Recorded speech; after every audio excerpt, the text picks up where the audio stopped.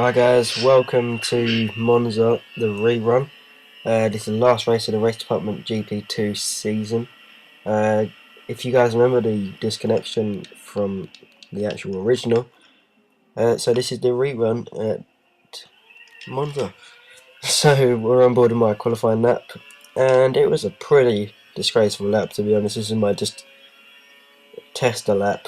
There was 89% chance of rain, so I had with part firmly on, I had to kind of change the brakes and gear in a bit and get used to that. So this is actually my first lap with them change brakes, so I knew I had to change my braking points a bit, not too much, but a little bit. So it was a pretty scruffy lap, and you'll see at the end of this lap my better attempt that I completely mucked up, and I was not at all happy with myself. But I thought I was going to do quite well here, and then I saw the 89% chance of rain in qualifying, so before that I saw that, I was kind of hoping for a top, maybe a front row start, as Ollie Cart and Andrew Holmes, who had already got promoted to the F1 division, they decided to start from the back. So I was hoping for a front row start, and to see I come across the line, setting a 22-1, and here's my final attempt to see a run wide at Parabolica, spin, and just wait for the reaction. Yes. There you can see I was very disappointed with myself. You see, Senna Miz actually got pole, and Rob Noxious also pulling out a stellar performance. LNC in third, Techno Elite fourth, and me fifth. Unfortunately, LNC disconnected just before the start of the race. As you see, there's a gap between, just in front of me, and there's EMRNO at the back, who retired straight away because he's recording the race from spectating view. So that was quite interesting to see. As he got Jort behind me, and also XJHJX. And what surprised me was Techno Elite actually started on the primes despite the high chance of rain. As the lights come on, they go out and we're away. Get a decent enough start, flick it up to Rich. Techno Elite uses a bit of curves, as do I. And I get to the inside just where I want to be. Senna Miz gets a pretty poor start, and me and Techno Elite have both already passed him pretty much. Rob Noxious takes the lead, and I get a little bump from Senna Miz, but it's all good, and I'm up to P3. Although Senna Miz is trying to go around the outside, but no, can't quite make it. Now you see Techno Elite challenging Rob Noxious in front. Senna Miz still tucked right up behind me. I kind of think about defensive line, but think better of it, as I need the corner speed. Although I do end up hitting Techno Elite a little bit, but nothing happened too much, and we continue on with the race. So we come around the first Lesmo now, trying to put pressure in front, but gonna have to defend a bit from behind as we come out the second Lesmo. Techno Elite getting a bit sideways, but holding on nicely, and they're pulling away a little bit from Senna Miz, who was on pole for his first ever pole. So congrats to him. Sorry, but coming down to Ascari, and I run a bit wide onto the gravel, come back onto the track, and Senna Miz hits me, goes straight off and destroys his vehicle, and that really annoyed me. As you see, Ollie Cart's making the most of it, and we touch, and I have to go onto the gravel, onto the grass, but nothing too bad happens. We both stay on the track in position, but I felt so bad for Senna Miz. He qualified on pole. He was looking strong around this track, and he hit the back of me from my mistake. So I don't really think it was totally my fault, because he hit the back of me, but I did come back onto the track when maybe I shouldn't have. But yeah, it's just one of those things. I see Ollie Cart's challenging me for the third position as I park it on the apex, but Ollie Cart hits me round a bit and has to wait. I see Jordan Mantas, or Zed Mantas, goes through, and that dropped me back into sixth, but now up to fifth as Ollie Cart sportingly gave me the place back. And now we're going to try and challenge Zed Mantas, and Jort just in front. Oh, Jort's gone off at the second chicane, and that's up to fourth, so nice easy position there now. Zed Mantas is going to be tricky to get past, I would have thought. Although we're going to get a slipstream out of the second Lesmo. Oh no, he's made a mistake, and that helps us get through quite a bit easier. And Ollie Cart is also having a look. It doesn't look like he made it then. But we're moving on to lap 4, and now Ollie Cart's right behind me now. Sorry about that, I've got a bit of a cough. And Ollie Cart makes the move down the inside, also setting the fastest lap, probably the use of the DRS helping him. And he takes the move, takes the place, and I'm back to 4th. And now I'm just trying to hold on to the back of Ollie Cart. You see, on to lap 6, Obnoxious has been taken by Ollie Cart and Techno Elite, so he's into P3 now as we come around the second Lesmo. Losing a bit of ground there, but we just about get the DRS, so we're going to try and use that to our advantage. As we're coming down to the dreaded Ascari, as you remember last season I made two mistakes in there, and there were 2 severe mistakes that cost me my race. But all good through there this time, as we closed up quite a lot under braking and with the use of DRS. But I'm not going to make the move into Parabolica, as I'm going to wait for the DRS onto the main straight. As we come round, losing a tiny bit of ground, but then using a bit of curves and waiting for the DRS to pop open. Yeah, I've got the DRS getting in a bit of a slipstream there. We pull out, hitting the revs up pretty early because this was kind of a geared setup for the wet. And we break into the chicane, locking up a little bit, but managing to stick the move and up to P3. Now we just got to try and chase down Techno Elite and Ollie Cart, who are fighting in front. As you see on lap 9, it's starting to rain. Ollie Cart's challenging Techno Elite. I outbrake myself. Have to cut across, almost taking Ollie Cart out, but Ollie Cart taps Techno Elite and Techno Elite's dropped back to 3rd. Now challenging Ollie Cart for the lead all of a sudden. Coming round the curve of Grande, got the inside. Ollie Cart goes quite defensive quite early. But can I make it move stick round the outside? No, not quite, as Ollie Cart keeps the inside line and keeps position. But now we've got Techno Elite right up behind us. And what can he do? He will get the DRS. And I think so will I. Yep, I've got the DRS. And we're going to make a move for the lead. Monza's the place I first ever led a lap, and I've got the lead again into Monza. And we kind of go straight on a little bit at the Ascari chicane and just about ride the curbs well enough there. But it's starting to rain, and I'm starting to think when I'm going to need to come in, as you see me selecting the intermediate tyres straight away. And not too worried about Ollie Cart behind me at the moment, just trying to get back to the pits.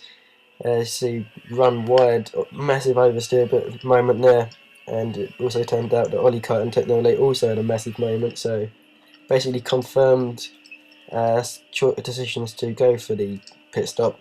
I see Rob Noxious stayed out for an extra lap, maybe trying to just take a risk and get the undercut, but we put the intermediate tyres on, just getting out in front of Ollie Cart.